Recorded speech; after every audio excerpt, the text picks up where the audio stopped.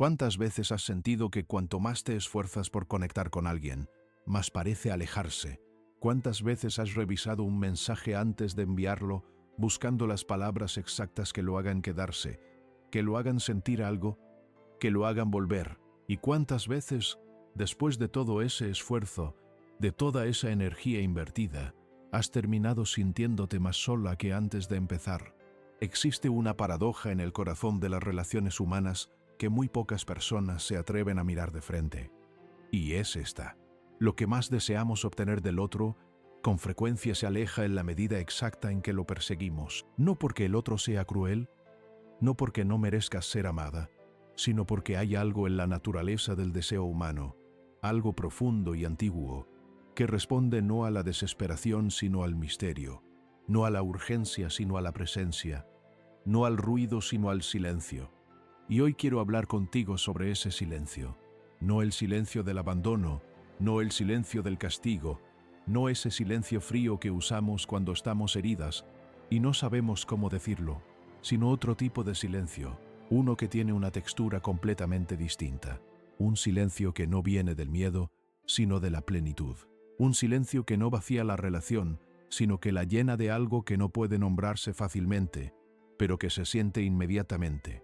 Carl Jung pasó décadas estudiando la psique humana, y una de las cosas que más le fascinaba era precisamente esto: la manera en que las personas que parecen tener menos necesidad de ser vistas son, paradójicamente, las que más profundamente son vistas. Hay algo en el ser humano que se orienta naturalmente hacia aquello que parece completo en sí mismo, hacia aquello que no pide, que no suplica, que no se fragmenta en busca de aprobación. Pero antes de llegar ahí, necesito que hagamos algo juntas. Necesito que te detengas un momento y te preguntes algo honestamente. No para mí, sino para ti. ¿Desde qué lugar te relacionas con él? ¿Desde la plenitud o desde la carencia? ¿Desde quién eres cuando estás sola contigo misma, en tu mejor versión, tranquila, centrada, presente, o desde quien te conviertes cuando el miedo a perderlo empieza a operar? Porque hay dos versiones de ti en cada relación, dos energías completamente distintas, y la que él experimenta, la que cualquier persona experimenta cuando está contigo, no es tanto lo que dices o lo que haces, sino la energía desde la que operas. Y esa energía, aunque no lo parezca, se percibe, se siente en el cuerpo antes de que el cerebro la procese. Se siente en la manera en que entras a una habitación, en la manera en que escuchas, en la manera en que respondes, o en la manera en que a veces simplemente no respondes. Quiero contarte algo que observé hace muchos años, trabajando con personas en sus procesos de transformación. Había una mujer, la llamaré Valeria, que llegó a una de estas conversaciones profundas, completamente deshecha. Llevaba meses en una relación con un hombre que soplaba y frío y caliente con una regularidad que la tenía al borde de la desesperación. Él aparecía, era intenso, cálido, presente, y luego desaparecía. Y ella, en esa ausencia, se deshacía. Le escribía, le llamaba, le buscaba, le preguntaba qué había pasado. Le explicaba sus sentimientos con una claridad y una articulación que habría podido ganar premios de comunicación emocional. Y él, cuanto más recibía todo eso, más se alejaba. Cuando Valeria me contó esto, le pregunté algo que la dejó en silencio durante un buen rato. Le pregunté: ¿qué crees que él experimenta cuando está contigo en esos momentos de búsqueda? No lo que tú intentas transmitir, sino lo que él realmente recibe. Y ella pensó, y luego dijo, con una voz muy pequeña: creo que experimenta a alguien que lo necesita demasiado. Y añadió: creo que experimenta a alguien que tiene miedo. Y ahí estaba. No en las palabras que ella usaba, no en los argumentos que construía, sino en la energía subyacente, en el miedo que impregnaba cada mensaje, cada llamada, cada gesto. Él no estaba alejándose de Valeria, estaba alejándose del miedo. Porque el miedo, cuando se convierte en el clima emocional de una relación, activa en el otro algo muy primitivo, muy instintivo. Activa la necesidad de espacio, la necesidad de distancia, no porque sea malo, sino porque el ser humano, en su nivel más profundo, se orienta hacia la vida, hacia la energía que expande, hacia aquello que se siente libre, Jung tenía un concepto que me parece absolutamente fundamental para entender esto. Lo llamaba el ánima y el animus. El ánima es la imagen femenina que vive en el inconsciente de un hombre. No una mujer real, sino un arquetipo, una imagen interior que él proyecta sobre las mujeres que conoce, y lo que determina si esa proyección se convierte en fascinación, en obsesión, en un deseo profundo de conocer a esa mujer, no es tanto como ella se ve físicamente, sino como ella resuena con esa imagen interior, cómo ella activa algo en su psique que él no puede controlar conscientemente. Y aquí viene algo que muy poca gente entiende. Lo que activa esa imagen no es la perfección, no es la disponibilidad absoluta, no es la mujer que siempre está ahí, que siempre responde, que siempre se adapta. Lo que activa esa imagen, lo que despierta al ánima en su profundidad, es el misterio, es la profundidad, es la sensación de que hay algo en esa mujer que no puede ser completamente poseído, completamente conocido, completamente predecible. Y ahí es donde el silencio entra. No como estrategia, por favor.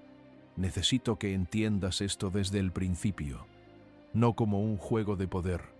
No como una técnica de manipulación que usas para hacerlo pensar en ti, sino como una expresión natural de una mujer que tiene una vida interior rica, que tiene un mundo propio, que no necesita que él llene cada espacio vacío, porque ella ya ha aprendido a habitar su propio espacio con dignidad y con profundidad. Ese tipo de silencio no se puede fingir. Y aquí está la cosa más importante que voy a decirte hoy. Si intentas usar el silencio como una táctica sin haber hecho el trabajo interior que lo sostiene, él lo va a sentir. Va a sentir el silencio hueco, el silencio forzado, el silencio que en realidad es un grito contenido. Y ese silencio no fascina. Ese silencio inquieta de una manera diferente, de una manera que no conecta sino que desconecta. El silencio que fascina, el silencio que hace que un hombre piense en ti cuando no estás, que se pregunte qué estás pensando, que sienta que hay algo en ti que todavía no ha alcanzado. Ese silencio solo puede venir de un lugar, del trabajo que has hecho contigo misma, del proceso que Jung llamaba individuación. La individuación es uno de los conceptos más hermosos y más exigentes de toda la psicología analítica. Es el proceso por el cual una persona se convierte progresivamente en quien realmente es. No quien sus padres quisieron que fuera, no quien su cultura le dijo que debía ser, no quien su primer amor le hizo creer que era, sino quien es en su núcleo más profundo, en su esencia más auténtica. Y este proceso, esta individuación, tiene una cualidad que es absolutamente magnética, porque una persona que está en proceso genuino de convertirse en sí misma irradia algo que es difícil de nombrar pero imposible de ignorar. Irradia autenticidad, irradia presencia, irradia la sensación de que hay algo real ahí, algo que no está siendo construido para complacer, algo que existe independientemente de la mirada del otro. Déjame preguntarte algo. ¿Cuándo fue la última vez que te sentiste completamente tú misma en presencia de él?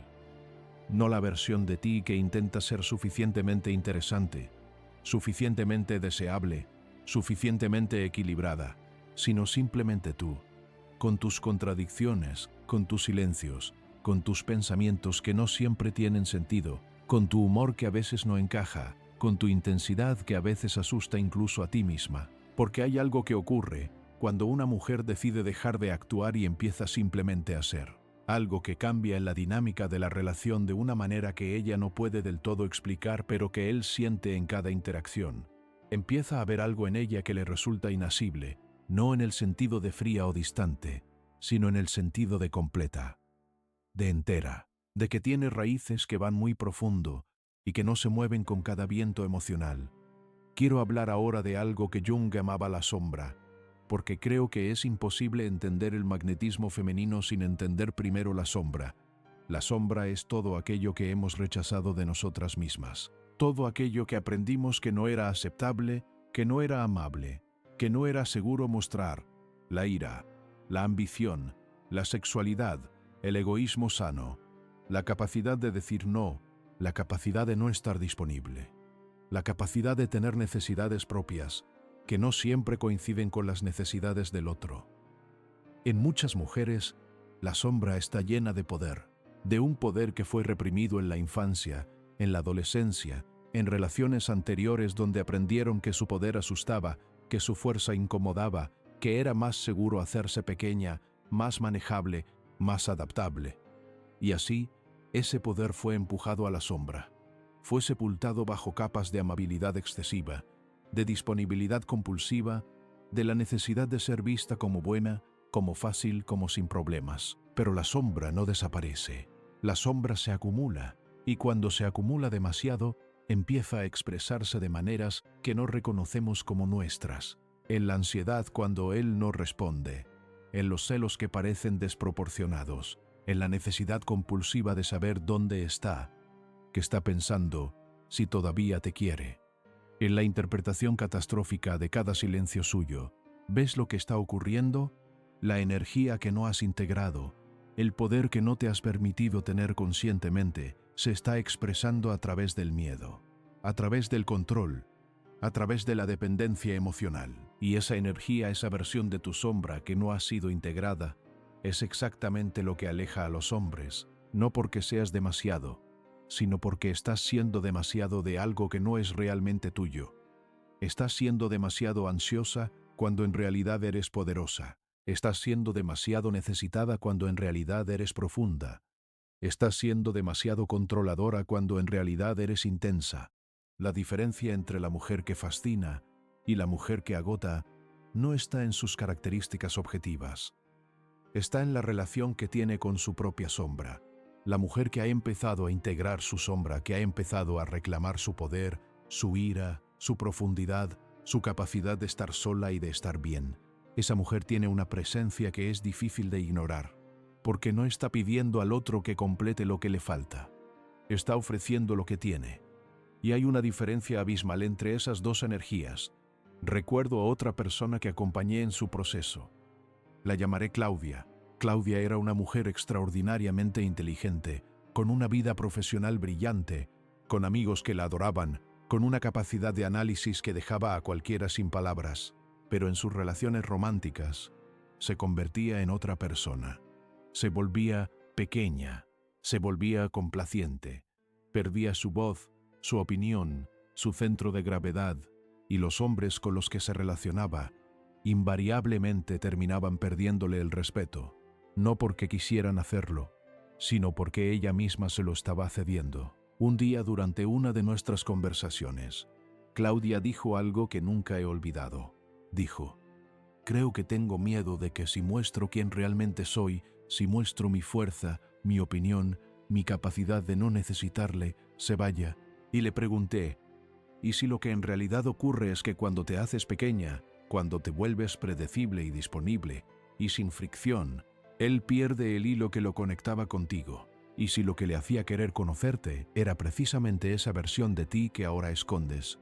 Ella se quedó en silencio durante un tiempo muy largo, y luego dijo: entonces he estado haciendo exactamente lo contrario de lo que necesitaba hacer. Sí, y esto es algo que veo una y otra vez. Las mujeres que más miedo tienen a perder al otro son las que más se borran a sí mismas en la relación. Y al borrarse crean exactamente el vacío que temían, no porque él sea superficial, no porque no la ame, sino porque el amor necesita algo a lo que adherirse. Necesita una presencia real, una identidad real, un misterio real. Y cuando eso desaparece, cuando la mujer se convierte en un espejo perfecto que solo refleja lo que él quiere ver, la fascinación se desvanece. Jung hablaba de la proyección del ánima de una manera que ilumina esto perfectamente. Decía que un hombre se enamora, en primera instancia, de una proyección de su propio inconsciente. Se enamora de la imagen que proyecta sobre esa mujer. Y esa imagen, ese ánima, tiene siempre algo de misterioso, algo de desconocido, algo que promete profundidad. Pero si la mujer real, en su afán de ser amada, empieza a colapsar esa profundidad, empieza a hacerse completamente transparente, completamente predecible, completamente disponible, la proyección no tiene dónde sostenerse. Y entonces lo que él siente no es amor más profundo. Es una especie de decepción que no sabe nombrar. Una sensación de que algo se ha perdido. Esto no significa que tengas que ser misteriosa de manera artificial. No significa que tengas que esconder cosas, o crear drama, o hacértela interesante. Significa algo mucho más profundo y mucho más real. Significa que tienes que tener genuinamente una vida interior que sea tuya. Pensamientos que no siempre compartes, emociones que procesas antes de expresar, proyectos que te apasionan independientemente de si a él le interesan, amistades que nutren partes de ti que la relación no cubre, tiempo a solas que no es tiempo de esperar que él llame, sino tiempo genuino de estar contigo misma. Y aquí llegamos a algo que creo que es el corazón de todo esto. El silencio que fascina no es el silencio de la ausencia, es el silencio de la presencia. Es el silencio de una mujer que está tan habitada por sí misma que no necesita llenar cada momento con palabras, con explicaciones, con justificaciones, que puede estar en silencio con él y que ese silencio no sea incómodo sino cálido, que puede no responder inmediatamente y que esa pausa no sea un castigo, sino simplemente el reflejo de que tiene cosas que hacer, pensamientos que terminar, vida que vivir. Permíteme ir más profundo todavía, porque creo que hay una dimensión de esto que raramente se menciona y que me parece absolutamente crucial. Cuando una mujer está en un proceso genuino de individuación, cuando está trabajando activamente en conocerse a sí misma, en integrar su sombra, en reclamar sus partes perdidas, ocurre algo muy particular en su energía. Empieza a ver en ella una especie de gravedad, no en el sentido de seriedad o de pesadez, sino en el sentido físico del término. Una fuerza que atrae hacia sí, una densidad que no repele, sino que convoca. Los físicos saben que los cuerpos con mayor masa generan mayor campo gravitacional, y en términos psicológicos, algo similar ocurre. Una persona que tiene mayor densidad interior, mayor riqueza de experiencia integrada, mayor profundidad de vida vivida y procesada, genera un campo de atracción que es difícil de resistir, no porque esté haciendo algo para atraer, sino simplemente porque es. Y esta es quizás la revelación más importante de toda esta conversación. La atracción más poderosa no se construye, se irradia, no se activa con técnicas, se expresa desde el ser. Y el trabajo para llegar a ese ser, para tener esa densidad, para generar ese campo, es exactamente el trabajo que Jung escribía como individuación. Es el trabajo de conocerte a ti misma, de integrar tus contradicciones, de reclamar tu poder, de aprender a estar sola sin sentirte abandonada, de aprender a necesitar sin convertir la necesidad en desesperación. Quiero hablarte ahora de algo que observo con mucha frecuencia en las mujeres que atraviesan procesos de transformación profunda. Y es lo que yo llamo el momento del colapso del espejo. Hay un momento del colapso del espejo. En casi todas las relaciones que empiezan desde la dependencia emocional, en que la mujer ha estado siendo tan adaptable, tan disponible, tan orientada hacia las necesidades del otro, que de repente algo en ella se rompe. No de manera dramática, no necesariamente con una escena o una discusión, sino de una manera muy silenciosa y muy profunda. Un día se mira al espejo y no se reconoce, y en ese momento de no reconocimiento, algo muy importante empieza a moverse. Algunas mujeres, en ese momento entran en pánico y redoblan el esfuerzo de adaptación. Se vuelven todavía más disponibles, todavía más complacientes, todavía más orientadas hacia el otro, como si la solución al haberse perdido fuera perderse todavía más completamente. Pero otras mujeres, las que tienen el valor de quedarse con la incomodidad de ese momento, hacen algo diferente. Empiezan a hacerse preguntas que quizás llevan años sin hacerse. ¿Qué quiero yo? ¿Qué necesito yo? ¿Qué me hace sentir viva independientemente de si él está o no está? ¿Quién era yo antes de que él se convirtiera en el centro de mi universo? Y en ese proceso de preguntas, algo empieza a regresar. Un pedazo de sí mismas que habían guardado en algún cajón. Una forma de reír que solo sale cuando están con sus amigas de toda la vida. Una pasión por algo, por la música, por la escritura, por cocinar, por caminar sola por la ciudad, que habían dejado de lado porque él no la compartía. Una opinión fuerte sobre algo que habían callado para no crear conflicto. Y a medida que esas piezas regresan, a medida que esa mujer empieza a ocupar más espacio en su propia vida, ocurre algo extraordinario en la relación. Él la empieza a mirar de manera diferente. Empieza a sentir que hay algo en ella que se le escapa, que hay profundidades que todavía no ha explorado, que la mujer con la que pensaba que ya sabía cómo era en realidad tiene dimensiones que apenas está descubriendo. Y ese redescubrimiento es exactamente lo que reactiva la fascinación. No los juegos, no las estrategias, no el silencio calculado, sino el regreso genuino de ella a sí misma. Hay un aspecto de la psicología junguiana que quiero explorar contigo ahora, porque creo que es fundamental para entender la dinámica que estamos describiendo.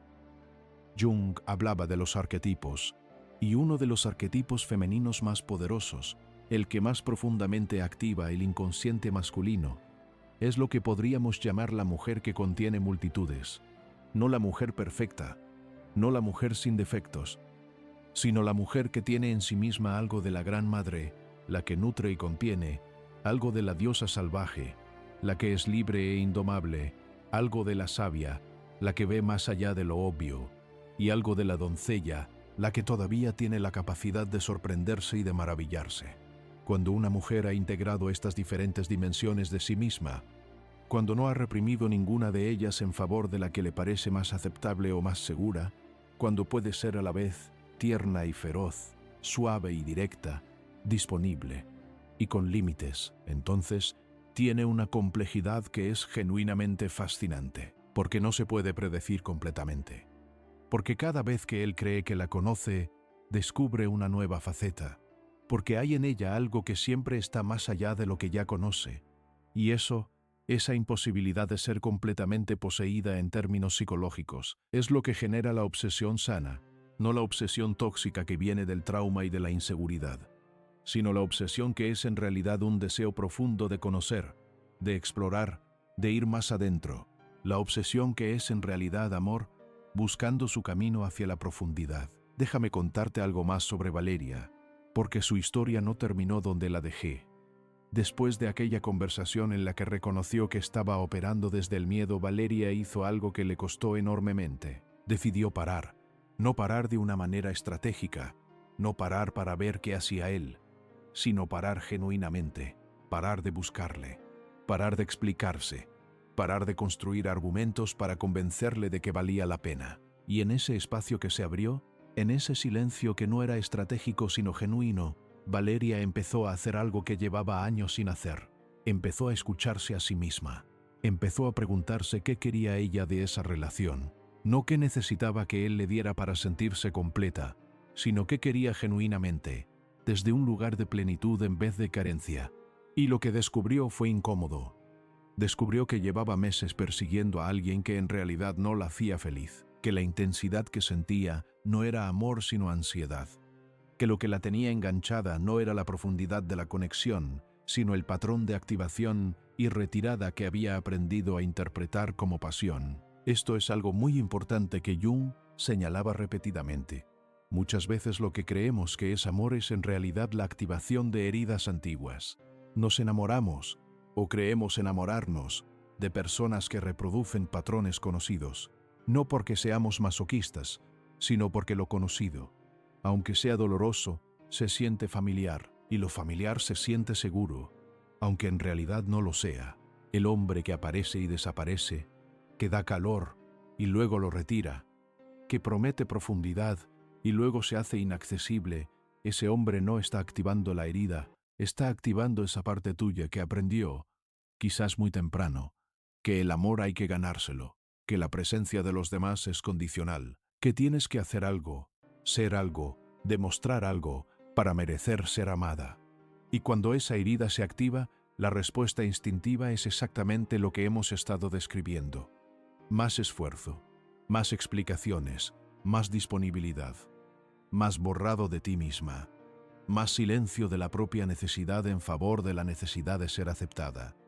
Pero aquí está la ironía terrible. Cuanto más operas desde esa herida, cuanto más te borras en busca de aceptación, más confirmas la creencia que la herida sostiene.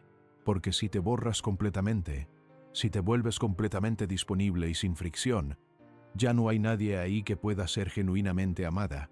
Hay solo un espejo. Y los espejos no se aman, se usan. La individuación, el proceso de convertirte en quien realmente eres, es también el proceso de sanar esa herida, no de eliminarla, porque las heridas no desaparecen, sino de integrarla, de entender su historia, de reconocer cuándo está operando, de tener la capacidad de decirle, te veo, entiendo de dónde vienes, pero hoy voy a elegir desde otro lugar. Y ese otro lugar, ese lugar de elección consciente en vez de reacción automática, es exactamente el lugar desde el que el silencio que fascina se expresa naturalmente. Quiero ahora explorar algo que me parece enormemente importante y que raramente se discute con la profundidad que merece. Quiero hablar de la energía femenina en su dimensión más profunda, no en el sentido superficial de ser más pasiva o más emocional, sino en el sentido arquetípico de lo que Jung llamaba el principio femenino del alma. El principio femenino, en la psicología junguiana, no es una cuestión de género biológico, es una cualidad de la psique que existe en todos los seres humanos, aunque se exprese de manera diferente según la persona.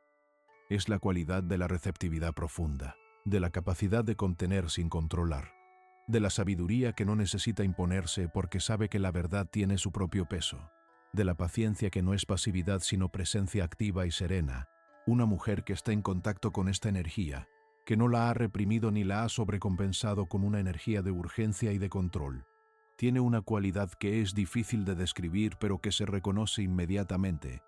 Hay en ella una especie de calma que no es indiferencia, una profundidad que no es distancia, una capacidad de estar completamente presente sin necesitar que ese momento sea diferente de lo que es. Y esa cualidad, esa presencia serena y profunda, es lo que en términos psicológicos genera la mayor atracción, no porque sea una estrategia, sino porque responde a algo muy profundo en el inconsciente masculino. El ánima, esa imagen femenina que vive en el inconsciente del hombre, tiene siempre esta cualidad de profundidad serena, de misterio que no asusta sino que convoca, y cuando un hombre encuentra en una mujer real algo que resuena con esa imagen, algo que activa esa sensación de profundidad y de misterio, la atracción que siente no es solo física ni solo emocional, es algo que opera en un nivel mucho más profundo. Es casi como si reconociera algo que llevaba buscando sin saber exactamente qué era. Pero aquí está el punto crucial. Esa resonancia solo ocurre cuando la mujer está genuinamente habitada por esa profundidad, cuando no está actuando, cuando no está construyendo una imagen, cuando simplemente es lo que es, con toda su complejidad, con todas sus contradicciones, con toda su sombra integrada y su luz expresada. Permíteme hacer una pausa aquí y preguntarte algo directamente. ¿Cuánto tiempo llevas sin estar completamente sola contigo misma? No sola esperando que él llame, no sola rumiando lo que dijo o lo que no dijo, sino genuinamente sola, en silencio, sin el teléfono, sin música, sin nada que llene el espacio, solo tú con tus propios pensamientos y tus propias sensaciones, porque hay algo que ocurre en ese silencio que no puede ocurrir de ninguna otra manera. Hay algo que solo se revela cuando dejamos de huir de nosotras mismas. Jung lo llamaba el encuentro con el self, con el sí mismo, ese núcleo más profundo de quien eres, más allá de los roles que juegas, más allá de las expectativas que has internalizado, más allá de las heridas que has acumulado. Ese algo que siempre ha estado ahí, esperando a que te quedes lo suficientemente quieta como para escucharlo. Y cuando empiezas a escuchar ese algo, cuando empiezas a tener una relación genuina con tu propio interior, tu presencia en el mundo cambia, tu presencia en las relaciones cambia, porque ya no estás buscando en el otro lo que no has encontrado en ti misma. Ya no estás pidiendo que él te diga quién eres, ya no estás esperando su mirada para saber si eres suficiente. Y esa transformación, ese paso de buscar en el otro a encontrar en ti misma, es lo que produce el cambio más radical en la dinámica de cualquier relación. Porque cuando dejas de necesitar que él te complete, cuando te vuelves genuinamente completa en ti misma, algo en la dinámica se invierte. De repente eres tú quien tiene algo que ofrecer, en vez de algo que pedir. De repente eres tú quien elige en vez de quien espera ser elegida. Y esa inversión, ese cambio de posición energética, es percibida inmediatamente por el otro. Quiero hablar ahora de algo que puede resultar incómodo, pero que creo que es absolutamente necesario decir. Quiero hablar de la diferencia entre el amor consciente y la dependencia emocional disfrazada de amor. La dependencia emocional tiene muchas caras. No siempre se parece a lo que imaginamos cuando pensamos en dependencia. No siempre es obvia. A veces se disfraza de amor profundo. A veces se disfraza de sensibilidad. A veces se disfraza de compromiso. Pero hay una manera de distinguirla que es bastante clara cuando aprendes a mirarla. La dependencia emocional se orienta hacia el otro, hacia lo que él hace, lo que dice, lo que siente, lo que necesita. Tu estado emocional depende de su estado emocional. Tu sensación de valor propio depende de su aprobación. Tu capacidad de sentirte bien contigo misma depende de que él esté bien contigo. El amor consciente, en cambio, se orienta primero hacia uno mismo y luego hacia el otro, no en un sentido egoísta, sino en el sentido de que tienes una relación sólida contigo misma que no depende de la relación con él. Que tu valor no está en juego en cada interacción, que puedes amar profundamente sin perder el hilo que te conecta contigo misma. Y la diferencia entre estas dos energías, entre la dependencia y el amor consciente, es exactamente la diferencia entre el silencio que agota y el silencio que fascina. El silencio que viene de la dependencia es un silencio tenso, lleno de expectativa, lleno de miedo. Es el silencio de quien se contiene para no parecer desesperada, pero que en realidad está contando los minutos. Es el silencio que grita aunque no emita ningún sonido. El silencio que viene del amor consciente es completamente diferente. Es el silencio de quien está genuinamente ocupada siendo ella misma, ocupada con sus propios pensamientos, sus propios proyectos, su propia vida. No porque esté ignorándolo, no porque no le importe, sino porque tiene una vida interior tan rica que el silencio no la asusta, que la ausencia de estímulo externo no la vacía, sino que la llena de algo que solo ella puede darse a sí misma. Y ese silencio que viene de la plenitud, es el que él siente, es el que le hace preguntarse qué estás pensando. Es el que le hace querer conocerte más. Es el que activa en él algo que no puede controlar conscientemente, porque opera en el nivel del inconsciente, en el nivel del ánima, en el nivel de lo que Jung llamaría la fascinación arquetípica. Déjame contarte algo sobre la naturaleza del deseo masculino que creo que puede cambiar completamente la manera en que entiendes las relaciones. El deseo masculino, en su expresión más profunda y más auténtica, no se activa por la disponibilidad, se activa por la percepción de valor. Y el valor, en términos psicológicos profundos, no es algo que se demuestra, es algo que se irradia. Cuando un hombre percibe que una mujer se valora a sí misma, no de manera arrogante o defensiva, sino de manera genuina y tranquila, algo en él se activa que es casi involuntario.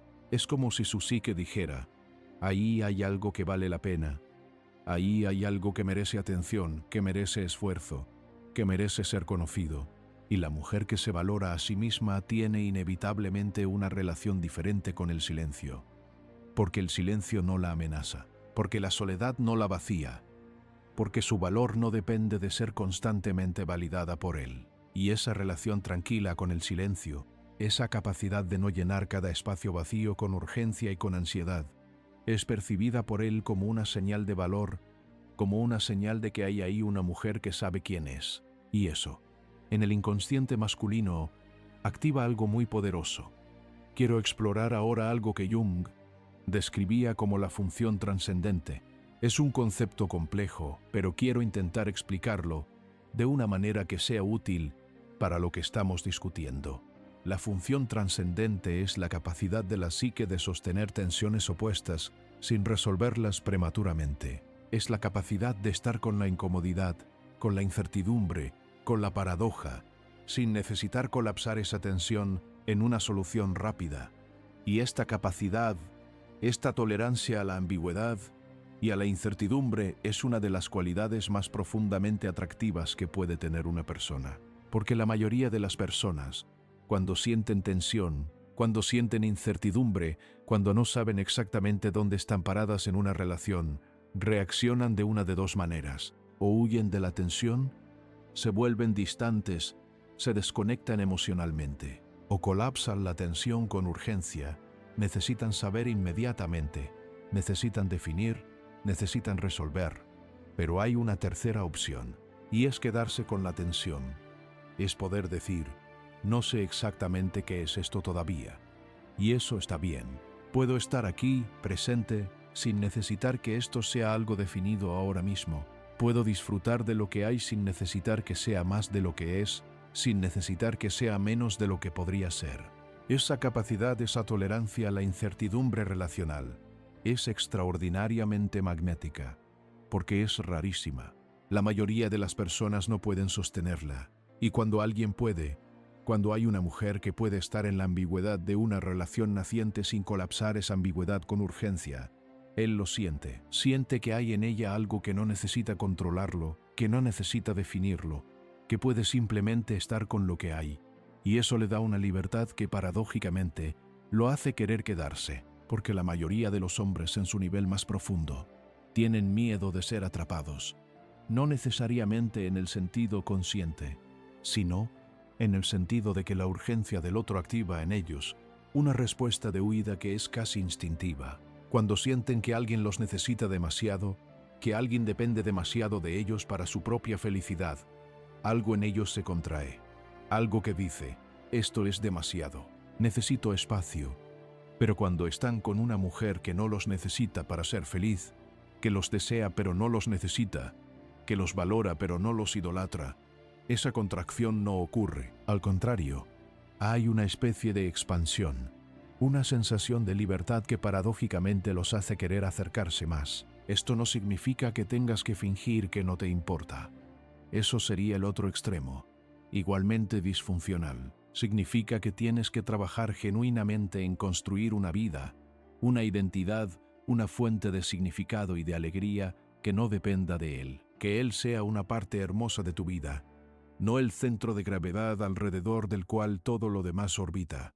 Y cuando eso es genuino, cuando no es una actuación sino una realidad vivida, entonces el silencio que hay entre los dos no es vacío.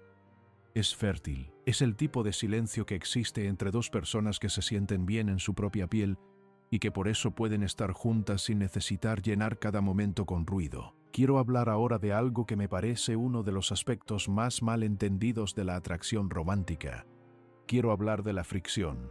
Hay una idea muy extendida de que las relaciones sanas son relaciones sin conflicto, sin tensión, sin fricción. Que si hay fricción, algo está mal, que el amor verdadero es fluido y fácil y sin obstáculos. Y esta idea, aunque comprensible, es profundamente equivocada. La fricción, en el sentido psicológico que estoy usando aquí, no es el conflicto destructivo, no es la guerra fría, no es la manipulación ni el maltrato. La fricción es la presencia de dos individualidades reales que a veces no coinciden, que tienen opiniones diferentes, que quieren cosas diferentes, que tienen límites que a veces chocan con los límites del otro. Y esa fricción, cuando viene de dos personas que se respetan y que tienen una relación sólida consigo mismas, es en realidad uno de los elementos más eróticos y más fascinantes de una relación, porque la fricción requiere que haya algo con que friccionar. Requiere que haya dos presencias reales, dos individualidades genuinas. Y cuando eso existe, cuando hay dos personas que son completamente ellas mismas y que a veces no coinciden, hay una vitalidad en la relación que no puede existir cuando uno de los dos se borra completamente para evitar el conflicto. Una mujer que tiene la capacidad de no estar de acuerdo con él, de mantener su posición cuando sabe que tiene razón, de decir no cuando algo no le parece bien, de expresar su perspectiva aunque sea diferente a la suya, esa mujer es fascinante, no porque sea difícil, sino porque es real, porque tiene un centro de gravedad propio, porque no puede ser completamente moldeada por la voluntad de él. Y eso, esa imposibilidad de ser completamente moldeada, es exactamente lo que activa el respeto. Y el respeto, en una relación romántica, no es el enemigo del deseo. Un hombre que respeta a una mujer la desea de una manera diferente, más profunda, más duradera, que un hombre que simplemente la encuentra conveniente.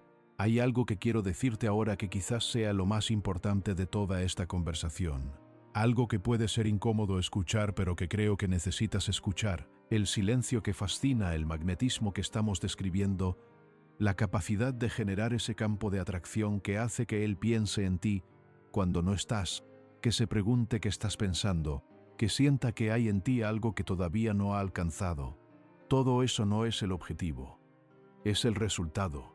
El objetivo, si es que hay uno, es tu propia individuación, tu propio proceso de convertirte en quien realmente eres, tu propia relación con tu sombra, con tu poder, con tu profundidad, tu propia capacidad de estar sola y de estar bien, tu propia vida interior rica y habitada. Y cuando ese trabajo está ocurriendo genuinamente, cuando estás genuinamente en proceso de convertirte en ti misma, el magnetismo es simplemente el efecto secundario, no lo que buscas, no lo que construyes, sino lo que irradias naturalmente cuando estás siendo completamente tú misma. Y esto cambia completamente la pregunta. La pregunta no es, ¿cómo puedo hacer que él se obsesione conmigo? La pregunta es, ¿cómo puedo convertirme genuinamente en la persona más plena, más auténtica, más habitada que puedo ser? Y la respuesta a esa pregunta tiene muy poco que ver con él y todo que ver contigo. Recuerdo haber tenido una conversación con un hombre, lo llamaré Marcos, que me contó algo que ilumina perfectamente lo que estoy intentando describir. Marcos llevaba años en una relación con una mujer que lo adoraba, que estaba completamente disponible para él, que reorganizaba su vida entera en torno a sus necesidades. Y Marcos, a pesar de todo ese amor y toda esa devoción, se sentía extrañamente vacío en esa relación. Sentía que algo faltaba y no sabía qué era. Le pregunté qué era lo que más le había atraído de ella al principio, y sin dudar me dijo, su independencia, su manera de tener una vida completamente propia. La sensación de que yo era una adición a su vida, no su vida entera. Y luego añadió algo que me pareció muy revelador, pero en algún momento eso cambió. En algún momento ella empezó a hacer de mí su mundo entero, y yo no sé exactamente qué ocurrió, pero algo se perdió. Lo que se perdió, le dije, fue el misterio, fue la sensación de que había algo en ella que todavía no conocía, fue la fricción que venía de ser dos personas genuinamente distintas, fue la tensión creativa de dos individualidades que no siempre coinciden. Y sin ese misterio, sin esa fricción, sin esa tensión, la relación perdió la vitalidad que la hacía fascinante. Marcos asintió lentamente y luego dijo algo que nunca he olvidado. Dijo, creo que lo que quiero no es a alguien que me necesite. Creo que lo que quiero es a alguien que me elija cada día desde un lugar de libertad, no desde un lugar de necesidad. Y ahí está. En esa distinción entre necesitar y elegir está todo lo que hemos estado explorando. La mujer que te necesita te hace sentir responsable de su felicidad. La mujer que te elige te hace sentir valioso. Y la diferencia entre esas dos experiencias, entre sentirse responsable y sentirse valioso, es la diferencia entre una relación que agota y una relación que vitaliza. Quiero ahora llevarte a un lugar más profundo todavía.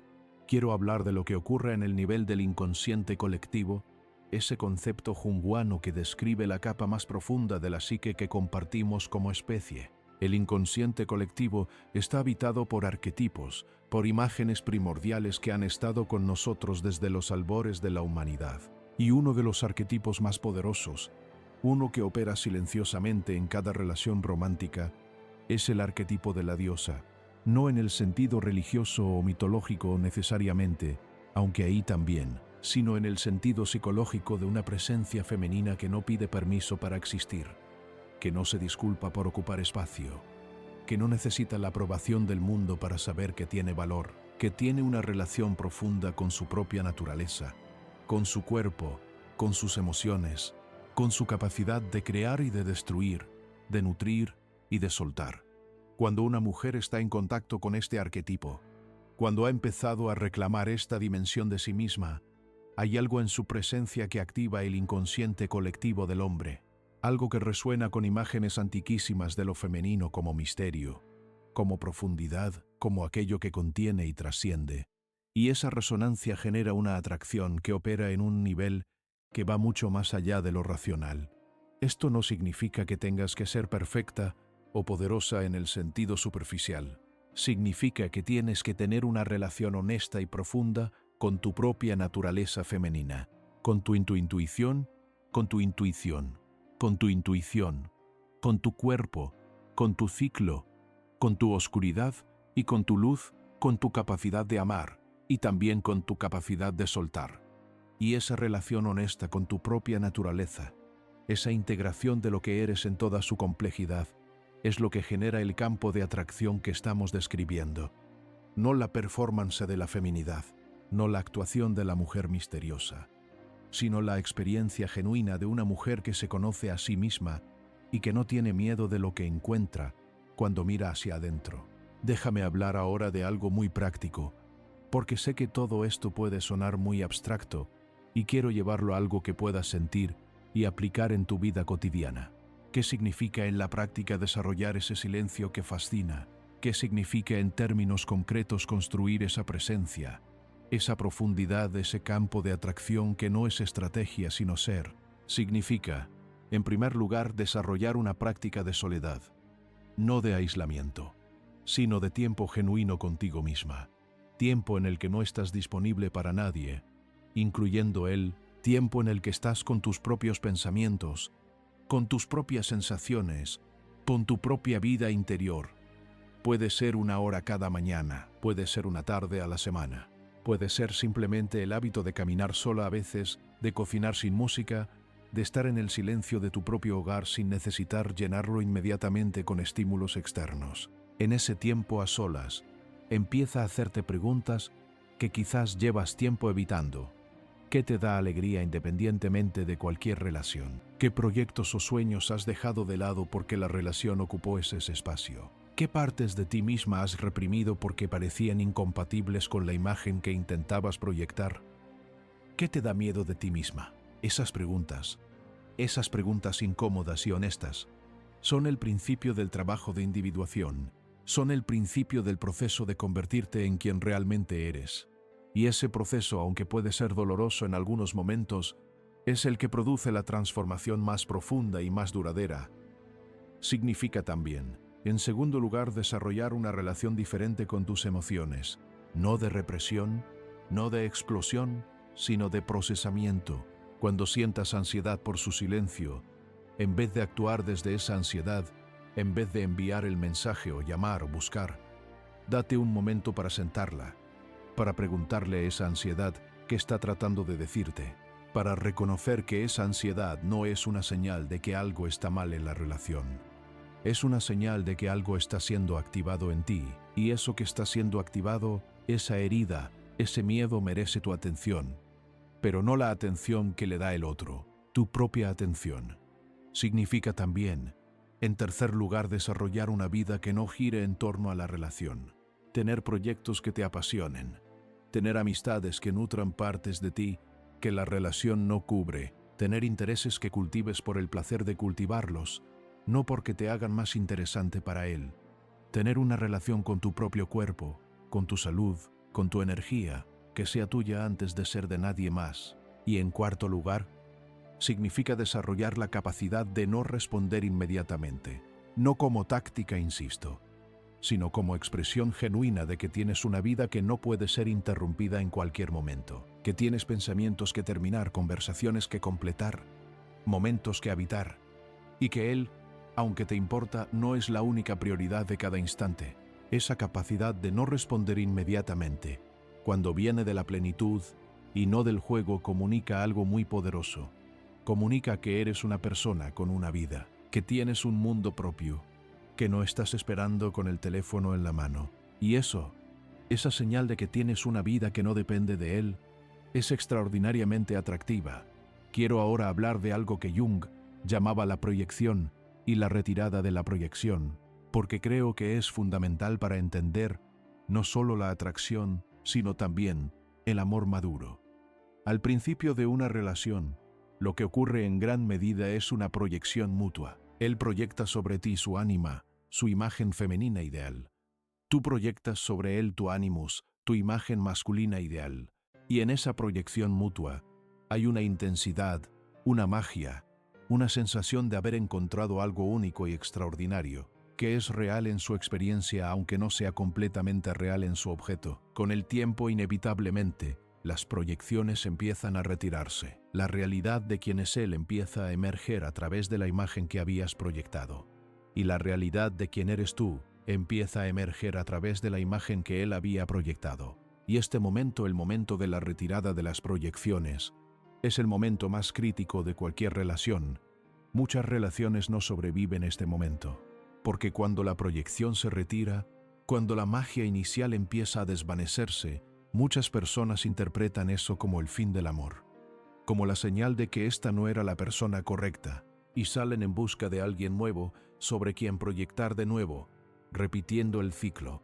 Pero las relaciones que sobreviven este momento, las relaciones que maduran hacia algo genuinamente profundo y duradero, son las que tienen la capacidad de pasar de la proyección al reconocimiento, de ver al otro no como la imagen que proyectaron sobre él, sino como quien realmente es, con sus limitaciones, con sus sombras, con sus contradicciones, y de elegir amarlo desde ese reconocimiento.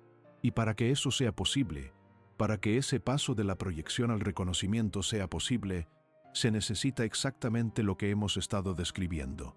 Se necesita que haya dos personas que sean genuinamente ellas mismas, que no estén actuando, que no estén escondiendo sus sombras, que tengan la valentía de mostrarse tal como son y de ver al otro tal como es. Y eso requiere el trabajo de individuación.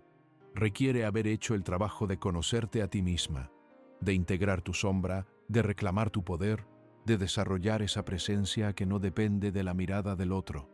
Porque solo desde ese lugar puedes ver al otro con claridad, solo desde ese lugar puedes amar sin proyectar, solo desde ese lugar puedes elegir conscientemente. Hay una imagen que me gusta mucho para describir el tipo de relación que emerge de este trabajo. Es la imagen de dos árboles plantados cerca el uno del otro. Cada uno tiene sus propias raíces, su propio sistema de sustento, su propia manera de crecer hacia la luz. No se sostienen el uno al otro porque ambos están bien sostenidos por sus propias raíces, pero sus ramas se entrelazan, se dan sombra mutuamente, se protegen del viento, y hay entre ellos una comunicación silenciosa que ocurre a través de la tierra, a través de las raíces, que es invisible pero real. Esa es la imagen del amor consciente. No dos personas que se necesitan para existir, sino dos personas que se eligen para crecer.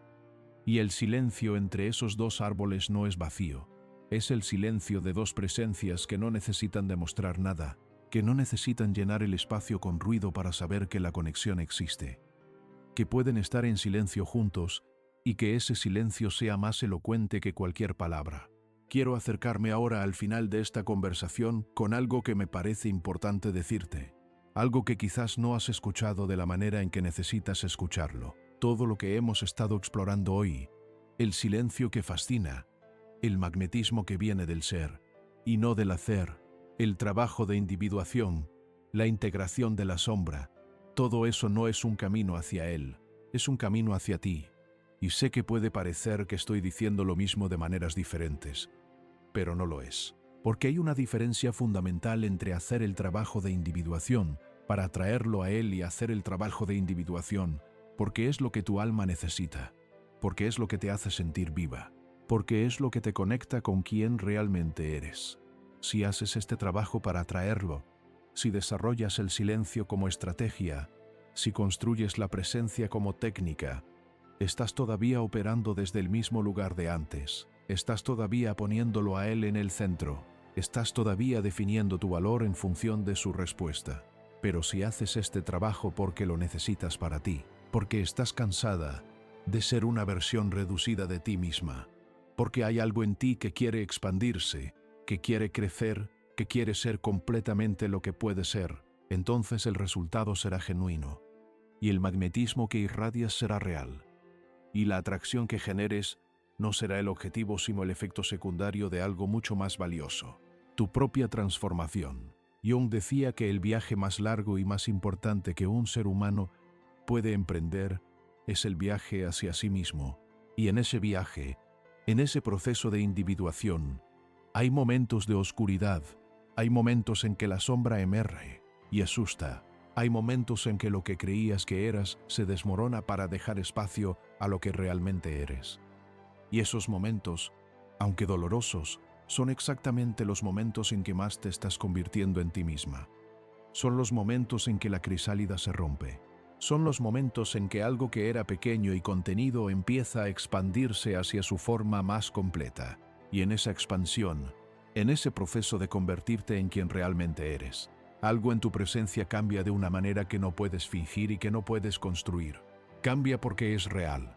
Cambia porque viene de adentro. Cambia porque ya no estás buscando en el otro lo que has empezado a encontrar en ti misma. Y ese cambio, esa transformación genuina, es lo que genera el silencio que fascina. No el silencio del juego ni el silencio de la estrategia, sino el silencio de una mujer que está tan habitada por sí misma que no necesita llenar cada espacio vacío, que puede estar en la incertidumbre sin deshacerse, que puede desear sin desesperarse, que puede amar sin perderse. Ese silencio habla más fuerte que cualquier palabra. Habla al inconsciente del otro de una manera que no puede ser ignorada. Y lo que dice, en el lenguaje que el inconsciente entiende, es esto. Aquí hay alguien real. Aquí hay algo que vale la pena conocer, que vale la pena explorar, que vale la pena explorar, que vale la pena elegir una y otra vez. Y esa sensación de que hay algo en ti que vale la pena elegir una y otra vez, no viene de lo que haces para él, viene de lo que haces para ti, de la relación que cultivas contigo misma en el silencio de tus propios momentos, de las preguntas que te haces cuando nadie está mirando, de la honestidad con la que te miras en el espejo de tu propia psique. Quiero dejarte con algunas preguntas, no para que las respondas ahora, sino para que las lleves contigo, para que las dejes trabajar en ti durante los próximos días, las próximas semanas, para que las dejes hacer lo que las buenas preguntas siempre hacen: abrir espacios en tu interior donde antes había paredes. ¿Cuándo fue la última vez que te sentiste completamente tú misma, sin actuación, sin adaptación, sin la necesidad de ser diferente de lo que eres? ¿Qué partes de ti has guardado en la sombra porque en algún momento aprendiste que no eran bienvenidas? Tu poder, tu ira, tu ambición, tu sexualidad, tu necesidad de soledad, tu capacidad de decir no. ¿Desde qué lugar te relacionas con él? ¿Desde la plenitud o desde la carencia? ¿Desde quién eres cuando estás bien contigo misma? ¿O desde quien te conviertes cuando el miedo a perderlo empieza a operar? ¿Qué te daría a ti misma si supieras que la relación va a terminar de todas formas? ¿A qué proyectos volverías? ¿A qué proyectos volverías? ¿A qué versión de ti misma? Y si la persona que más necesitas conocer, la persona cuya presencia más te falta, no es él sino tú misma? Estas preguntas no tienen respuestas fáciles y no las necesitan. Lo que necesitan es tu atención, tu honestidad, tu disposición a quedarte con la incomodidad de no saber inmediatamente, de no tener la respuesta perfecta, de estar en el proceso sin necesitar que el proceso termine ya. Porque el proceso, ese proceso de convertirte en quien realmente eres, no termina, es la aventura de toda una vida. Y en esa aventura, en ese viaje hacia el centro de ti misma, hay algo que espera ser encontrado que es más valioso que cualquier relación, que cualquier amor externo, que cualquier amor externo, que cualquier amor externo. Hay algo que te espera en el silencio de tu propio interior, algo que siempre ha estado ahí esperando a que te quedes lo suficientemente quieta como para escucharlo. Algo que cuando lo encuentres, cuando realmente lo encuentres, cambiará la manera en que te relacionas con todo y con todos, incluido él. Y ese encuentro contigo misma en las profundidades de tu propia psique es el secreto que nadie te había contado. No el secreto de cómo hacer que él se obsesione contigo, sino el secreto de cómo dejar de necesitar que lo haga. Y en esa liberación, en esa libertad genuina de no necesitar su obsesión para sentirte completa, paradójicamente es cuando más profundamente te elige, no desde la obligación, no desde la costumbre, sino desde el asombro genuino ante lo que eres cuando eres completamente tú misma.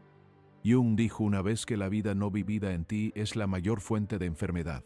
Y creo que esa frase contiene todo lo que hemos estado explorando hoy. Cada parte de ti que no has vivido, cada sombra que no has integrado, cada poder que no has reclamado, cada silencio que no has habitado, eso es vida que está esperando ser vivida.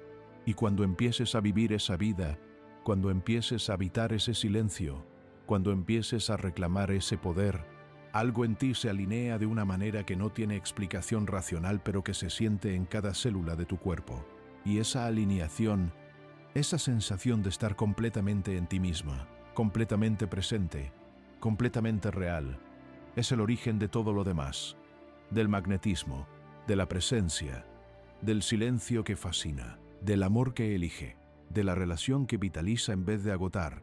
No te pido que seas perfecta, no te pido que lo tengas todo resuelto, te pido solo que empieces, que hagas una pregunta honesta, que te quedes un momento en el silencio de tu propio interior, que le des a una parte de ti que ha estado esperando en la oscuridad la oportunidad de salir a la luz, porque ahí, en ese gesto pequeño y valiente de mirarte a ti misma con honestidad y con compasión, empieza todo lo demás, empieza la individuación, empieza la integración, empieza el proceso de convertirte en quien realmente eres. Y cuando ese proceso está en marcha, cuando estás genuinamente en camino hacia ti misma, el silencio que hay entre tú y él ya no es vacío, ni amenazante, es simplemente el espacio entre dos presencias reales, el espacio donde el amor, si es amor verdadero, encuentra su camino, sin urgencia, sin desesperación, sin necesidad de ser más de lo que es, solo dos personas, cada una completa en sí misma, eligiéndose en el silencio de lo que no necesita ser dicho, porque ya se siente, porque ya se sabe, porque ya se sabe, porque ya se sabe. Y eso que ya es sin necesitar ser demostrado ni explicado, es quizás la forma más profunda y más duradera de amor que existe. No el amor que se aferra, sino el amor que se elige. No el amor que necesita, sino el amor que da. No el amor que llena el silencio con miedo, sino el amor que habita el silencio con presencia.